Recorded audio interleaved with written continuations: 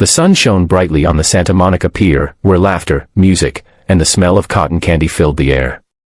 Families strolled across the wooden planks, children tugged on their parents' hands for rides, and couples leaned against the railing, watching the waves crash below. Yet, amid this lively, cheerful scene, one girl sat quietly in her wheelchair near the carousel, trying to blend in with the crowd. Her name was Marissa Hart, a 19-year-old whose life had changed forever after a car accident left her paralyzed from the waist down. She loved the pier. The spinning Ferris wheel, the echo of guitarists playing for tips, and the salty ocean breeze made her feel alive again. But what she feared most were people's stares, the way strangers looked at her chair before they looked at her face. That day, however, she told herself she wouldn't let fear stop her. She was going to roll along the pier, buy herself a lemonade, and enjoy the world like everyone else. She wanted to feel normal again. But normalcy was short-lived. 3 young men noticed her from across the boardwalk. They were loud, swaggering, and clearly trying to draw attention. One wore a floral shirt with his chest puffed out, tattoos creeping down his arms. The other 2 wore faded denim vests. They had been shoving each other, joking crudely, but when their eyes landed on Marissa, their grins grew sharper. They approached her slowly, like predators circling their prey. One of them leaned close and sneered, "Move, cripple." The words slashed through her like a knife. Marissa froze.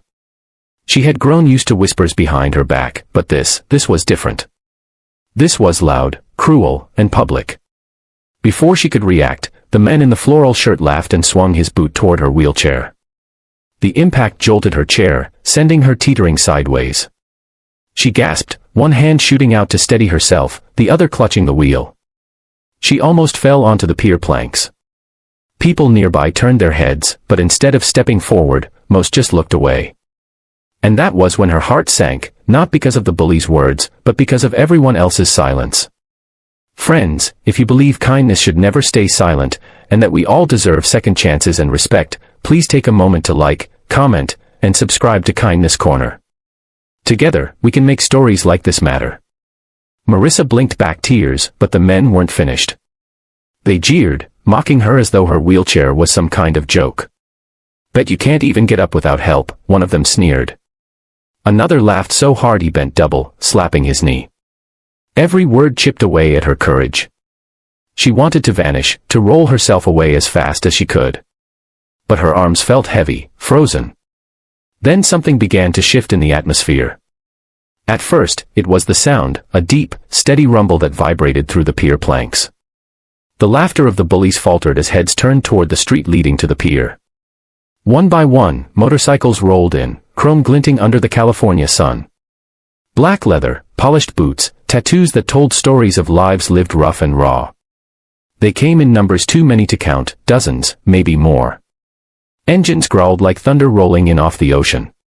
The pier seemed to tremble as they parked their bikes and dismounted. A sea of bikers, broad-shouldered and grim-faced, began walking toward the commotion. Among them were men and women, old and young, but all carried the same expression, anger tightly coiled into silence. Their vests bore insignias, but it was not the patches that mattered, it was the unity, the brotherhood, the sheer force of their presence. The bullies, once so loud, suddenly grew pale. The man in the floral shirt dropped his mocking grin. His eyes darted left and right, searching for escape, but the bikers closed the distance too quickly. The boardwalk crowd had grown hushed, all eyes now fixed on the scene unfolding. The once busy pier felt like the stage of a movie. Marissa's breath caught in her throat. She had never seen anything like it. A wall of leather and steel approached, their boots striking the wood in unison. The leader, a towering man with a silver beard and calm but furious eyes, stepped forward until he was just a few feet away from the bullies. Without a word, he folded his arms, his glare so sharp it could cut through bone. Behind him, the rest of the bikers fanned out, forming an unbreakable barrier around Marissa. The bullies shuffled backward, suddenly so small, their bravado evaporating in the face of this silent army. No one laid a hand on them, but the message was clear: you will not touch her again. Marissa could feel her pulse racing in her ears. For the first time since the accident, she didn't feel small, or pitted, or weak. She felt protected. Important. She felt seen. The bikers didn't raise their voices. They didn't need to. Their presence alone was enough to shift the balance of power. The pier, once filled with cruel laughter, now buzzed with awe. People who had turned away earlier now stared wide-eyed, some even lifting their phones to record. The bullies, realizing they had become the villains of their own show, stumbled away, their shoulders hunched, muttering curses under their breath. And then, the most incredible thing happened. The leader turned to Marissa, his stern expression softening. He crouched slightly so he could meet her eyes at her level. "You're safe now," he said gently. His voice was low, gravelly, yet filled with kindness. Marissa's eyes welled up with tears she had tried so hard to hold back. She nodded, unable to speak. Around her, the bikers smiled and gave her thumbs up, some resting their hands on her chair in quiet solidarity. They didn't see her as broken. They didn't see her as a burden. They saw her as someone worth standing up for. The moment stretched into something timeless. The Ferris wheel spun lazily in the background, the ocean breeze carried the salty air, and on that sunny California day, an army of bikers transformed a story of cruelty into a moment of unforgettable compassion. The crowd broke into applause. Children clapped, parents smiled with relief, and even strangers approached to pat Marissa's shoulder. But none of it compared to the warmth she felt knowing that, for once, the world had answered back to cruelty with courage. In the days that followed, Marissa's story spread beyond the pier. Videos uploaded online captured the exact moment when the bikers surrounded her, and soon it became a viral symbol of protection and kindness.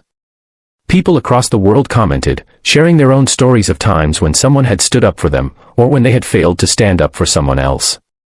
The story became more than hers, it became a reminder of what humanity could look like at its best.